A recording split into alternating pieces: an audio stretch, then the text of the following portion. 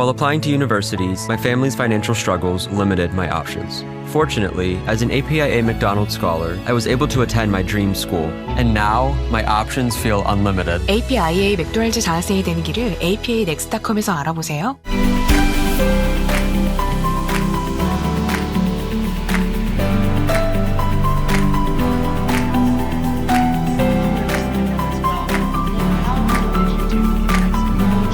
Bio.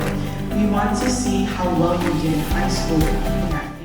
A little bit about this presentation, I will say, it will be more focused on the applicant's perspective and really just kind of how do you maximize that UC application as a current senior when you are applying.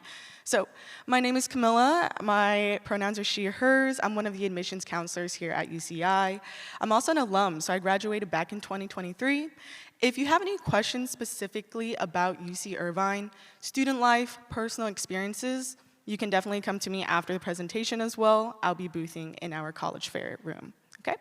So, let's get started and talk a little bit about what is context, because that's part of what the conversation is today.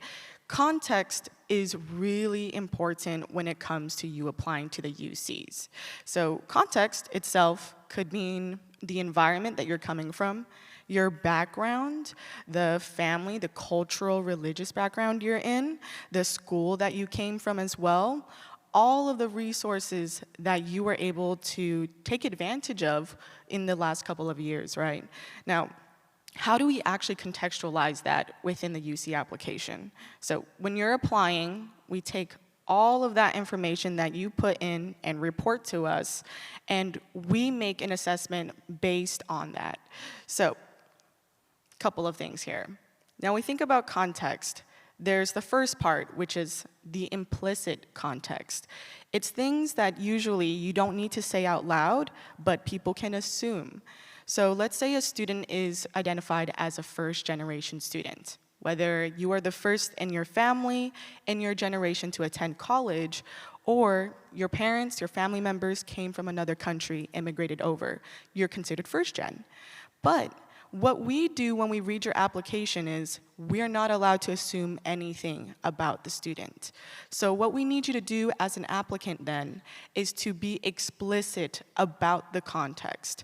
If you say that you are first generation, what does that mean? What are the cultural differences? What are your unique experiences that make you unique or that is different from you and another applicant? You really have to be clear, direct, concise about that certain information. So when you add that with relevancy, which basically means why are you sharing this? Is it part of the awards that you're explaining? Is it part of your personal insight questions that you are answering? Then we can really put it into proper consideration. And we use this thing under the UC system. Maybe you've heard of it. It's called the comprehensive review. So the comprehensive review is split into two different stages. The first half on the left is what everyone knows. It's what the teachers, the counselors, the parents, you as a student know as well. How well did you do in high school, right? So the success, whether it's you doing well in your classes, getting awards, winning championships, winning games in your sports, we know all about that. We take all of that into consideration. But the second half is what you might not know when we are looking at your application, which is what I'm saying today, context matters. Javon did a really great job talking about how we do look at the context of where the student is coming from, right? How well did you maximize your opportunities on campus? So what that really means in a real-world example, for instance, is at UC Irvine, we look at your application and only compare you to the people within your high school. So I actually know the average GPA at the school you're attending, maybe the average amount of AP tests that you all take, those type of scores that you all get, and that's how I assess you within your context. And that's why if you ever look online, you look at the stats, maybe the students go on TikTok or Reddit, they say, oh, this is the percentage, this is the acceptance rate. but it could look very different depending on the school that you go to, right? I won't ever compare you to someone else from maybe NorCal, Northern California, out of state, or even in another country, because everyone has different resources here. Now, there are 13 different factors that we utilize under the comprehensive review. It's on the list right here behind me. We have 13 different factors that you all can search up online as well. And they are broken down into many different things. As I said earlier, it could be your GPA, it could be your grades, it could be your APs, but it could also look like the bullet points in red. And those are more qualitative. They're not numerical data, they're not stats, but we still take that into consideration. So as a student, as an applicant right now, senior year, are you still taking classes that are engaging, that are rigorous, challenging, or maybe relevant to the program you want to apply for? Or you're just taking free periods? You're just being a TA for your favorite teacher, or you're skipping classes, right? We take that into consideration. So we look at a lot of different things, and so you can refer to this anytime as well.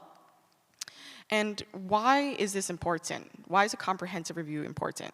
Because when you start working on that application as a student, there's many things that we look at. It could be your PIQs, it could be your academic history, but then the context is really what is the glue. So it really is kind of the final puzzle piece that brings everything together and gives the student the full picture when we're reading your application, okay? So there are a couple of areas that you can take advantage of when it comes to providing more context. This is a clearly optional area. You do not need to fill it out when you are applying, but this is where you can really shine, and it could really make or break a potential applicant's application as well. So in the first section, after you put in the grades, you put in the schools that you've attended, the classes you've taken, they're going to ask if you would like to put any additional comments to explain your classes or your grades you received. I know sometimes the types of schools that you're going to, the involvements that you're in, students might have a weaker semester where they didn't do too well in all of their classes. Or maybe there was this AP test that you took, didn't do too well in. How do you explain that? This is the perfect place to let us know. You know, one time I was in a soccer game and maybe I got a really bad leg injury, and then I went to the hospital and missed all of these classes. And so we want to know that context, all right? So optional, but definitely very much recommended if that applies to you. We also have the personal insight questions. After you put in your 4 answers for those prompts, it's also going to ask you again, is there anything else that you would like to share with us? This is a really great place for students that maybe are not as involved after school because they have to take care of family members. Or maybe you have to help with family expenses. You have to take up part-time jobs. Maybe you had to change clubs, extracurriculars, things of that nature. This is a really great way to put context. So definitely take advantage if you are an applicant and this does apply to you. As the daughter of immigrants, financial struggles were part of my everyday reality. In high school, I became homeless and had to live in a women's shelter. Thankfully, being an APIA McDonald Scholar enabled me to attend college and begin a new chapter in my life. And now, my reality is filled with endless possibilities. 맥도날드는 학생들을 지원하기 위해 APIA 스콜러스를 통해 약 400만 불을 수여했습니다. 자세한 내용은 apanext.com을 참조하세요. But now we're going to pivot a little bit into majors. So when you're applying as a UC applicant, there's going to be this page where you get to click on all of the UC campuses that you are interested in. Javon said earlier, $80 a campus. You can pick all 9 or just one. And this is also going to be the portion where you select the majors that you want to apply for. So for most students, or for most campuses, students can apply for up to 2 different majors. You have your first choice, primary major, that you really want to pursue, you want to get admitted for that program. And then there's a second choice major, your alternative major, something that you are still interested in and would love to pursue at that campus. So Something about UC Irvine specifically, we do admit by major.